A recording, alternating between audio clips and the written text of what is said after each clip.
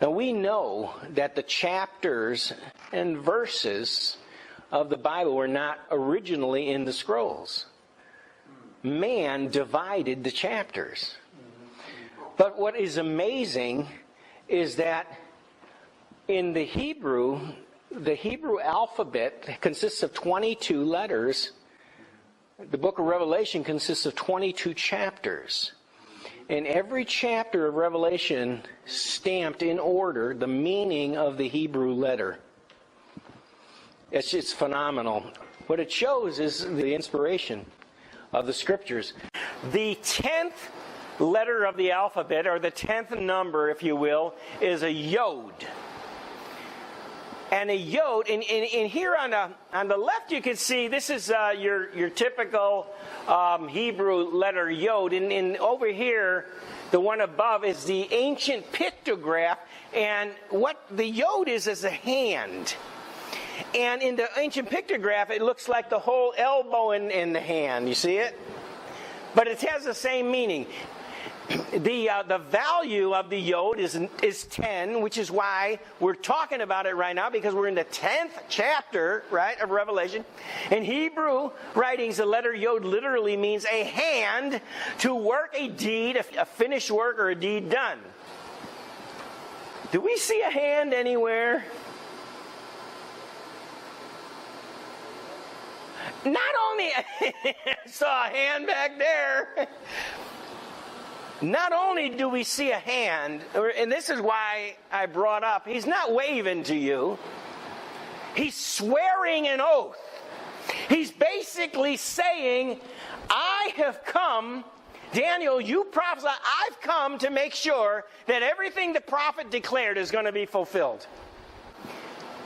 That's my job. You preach the word, I'm here to see that this word is coming to pass.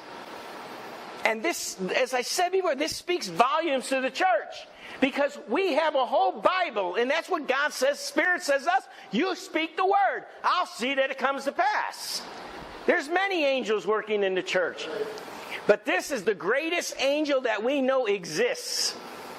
And in Revelation 10:5, we see him. He says, and the angel which I saw stand upon the sea and upon the earth, he lifted up his hand to heaven, and he sware by him that liveth forever and ever, who created heaven, and the things that are therein on the earth, and the things that are therein are, and the sea, and the things which are therein, that there should be time no longer, which means there's no more hesitation, there's no more delay. Get ready. Here I come, right? Ready or not? We said that last week. We also say that John was the author, Apostle John was the author of the book of John, the Gospel of John, as well as the author of the book of Revelation. He used the same Hebrew structure. So we have the yod for chapter 10. Same thing here in the Hebrew writings. The letter yod literally means a hand, a work, a deed, a finished work, or a deed done. Now, it just so happens the Gospel of John has this in its context. Verse 32 says, Jesus answered them and said, many good works have I showed you from my Father. For which of those works do you stone me? The emphasis is upon the works that he did. It really, Jesus is saying, the emphasis is upon the works I did. I came to do the works. What did Michael come to? Michael said, Daniel, or John, you prophesy. I'm here to make sure it gets done. I'm going to do the works. Right? In verse 37 and 38 of Gospel of John chapter 10, it says, If I do not the works of my Father, believe me not. But if I do, though you believe not me, believe the works that you may know, and believe that the Father is in me and I in him. So once again, he's pointing to the works that he did, because he done them by the Spirit of God. Jesus even says in other places, he said, I didn't come here to do my own will. I always do what pleases the Father. So if you see him doing works in the gospel, and we do, know that he's doing what pleases the Father, right? And then he gives us this next part, kind of almost blows me away, because He's almost preaching the message here. Because Revelation 10 leads into Revelation 11, of course. We spoke about the Word of God. But look what it says here. In verse 11 through 15, he said, I am the good shepherd. The good shepherd gives his life for the sheep. But he that is a hireling and not the shepherd, whose own sheep are not, seeth the wolf coming, leaves the sheep, and fleeth, and the wolf catches them, and scatters the sheep. The hireling fleeth, because he is a hireling, and cares not for the sheep. I am the good shepherd, and know my sheep. I'm known of mine, and as the Father knows me, even so know I the Father, and I lay down my life for the sheep. What he's actually saying there, he's bringing out that not everybody in the church is a good guy. Not every preacher or prophet or apostle or pastor, not everyone, every evangelist, everyone on TV can you trust. Most of them are hirelings. Most of them are just, this is a job for them. Jesus is saying the true shepherd will lay down his life for the sheep. The true shepherd truly cares about getting the Word of God out to the people. Because that is their mission.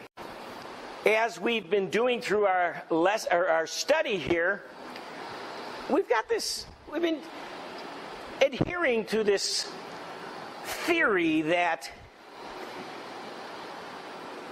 the book of Revelation follows this pattern, that each Hebrew letter is significant and supplies a structure for the chapters, 1 through 22. There's 22 letters. But also, the same is true of the Gospel of John. And also, we've noticed some very interesting parallels, or what I was really saying last week, because I'm afraid people may get offended, coincidence. And here we have the 10th sign in the heavens is the sign of Aquarius. The sign of Aquarius is a man who has an urn, and he's emptying the urn, which is filled with water, and you can see it going into the fish's mouth.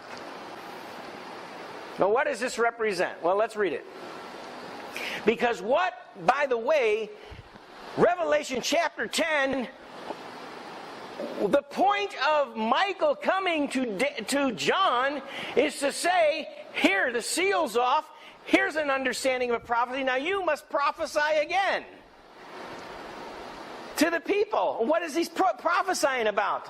All those judgments associated with the book of Revelation. So, judgment, right? Let's look at this sign here. Anciently, the constellation Aquarius was associated with the great deluge. That's the flood. Okay, now this is not just a biblical story. This is all over in ancient religions. Ancient religions record a great flood that destroyed the whole earth. It's not just biblical. So anciently, this constellation was associated with this great flood or deluge of judgment that swallowed up the earth, overflowing the land with water. The star in the man's right shoulder, so the man's looking like this, so it would be this shoulder, right? The star in his right shoulder is Sod al-Melech, which means the record of the pouring forth. And you can see he's pouring the water out, right? And that pouring of the water is judgment. So it's the record of the pouring forth of that water. The star in the man's left shoulder is Sod al-Sun, and another star located in his right leg of the man is named Sheet, and both of these stars have the same meaning, which is who goeth and returneth. So one of the messages is saying the record of the pouring forth of this judgment that destroyed the earth, and the other is saying the one who went and returns, or who goeth and returneth. They appear to speak prophetically of the man Noah, who entered into the ark until the judgment of God had passed, and afterwards he returned to dwell on the earth again. Well, how relevant is that? Well, it's very relevant because that's what the whole story concerning the church is about. See, God didn't just come up with this prophecy about the judgment to come just to tell people, ha, judgment's coming, I'm going to get you now. The whole point of prophesying and preaching about the coming judgment is so there's people that will escape the judgment. There's a way of escape. And what's interesting here is not only the people that are going to escape are going to go, but they're also going to return. And that's all captured anciently in this sign. So I think it's very coincidental. The sign I've got circled there, that's one of the deacons of Aquarius. It's called Pisces Australis. Now this has been associated with Noah himself. This is pretty cool. Being further, he's revered as the source of all knowledge. That's because in the ancient religions, they don't call him Noah, but this flood occurred, and of course, who's the oldest person on the earth after they come out of the boat? Noah. Who's the wisest person? Noah. In fact, the only people on the earth is Noah and his 3 sons. And the daughters, right? The daughter-in-laws. So it makes sense that the ancient world also has this record. Pisces Australis is imagined as a fish lying upon its back while being the recipient of the water of blessing that is poured directly into his mouth by the man of Aquarius. Why do we say it's a water of blessing? Because they're going to a new world. Noah and his family, it's actually, the flood is a blessing for them. Because all the evil is going to be wiped out. They're going to a new place. Just like the judgment that's coming upon the earth is actually a blessing for all of us who are escaping. We're not going to be here for the judgment, and when we come back, it's all going to be done with, and it's going to be a great place. Satan's going to be bound.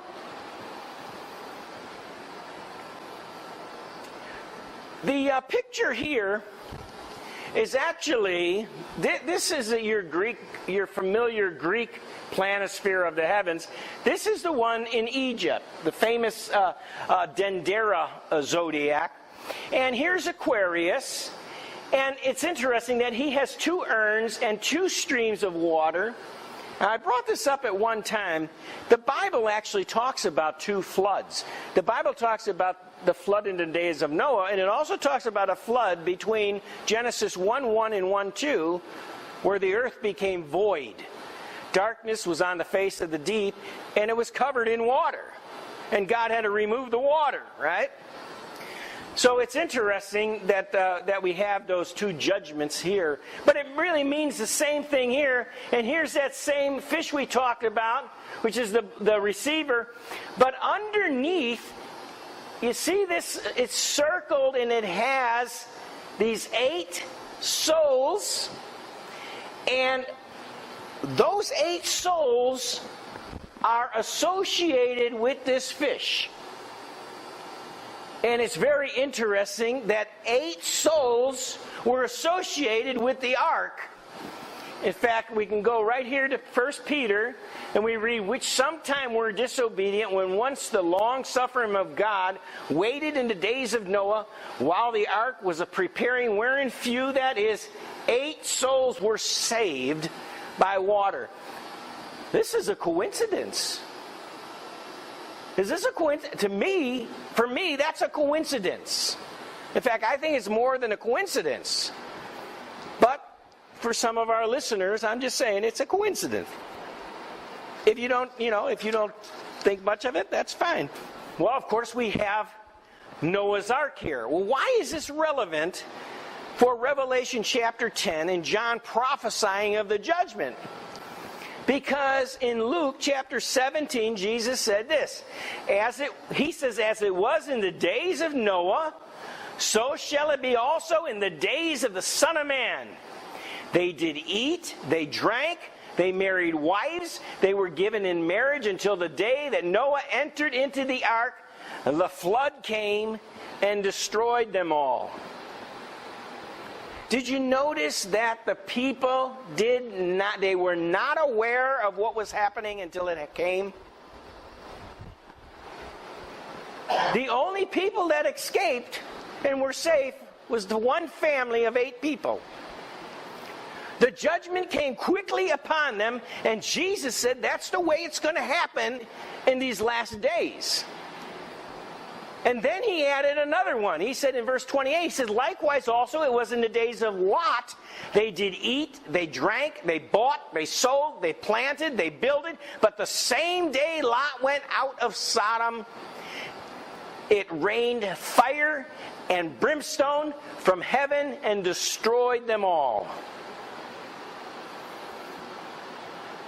The same day Lot went out, the judgment came. Well, what's the teaching of the rapture? We say the judgment is going to occur and the tribulation is going to begin right after we're taken out. And there's still hope for people that are going through it, that they can be spared just like Noah was spared. Verse 30 says, even thus shall it be in the day when the Son of Man is revealed from heaven. So it's all relevant to Revelation 10:5.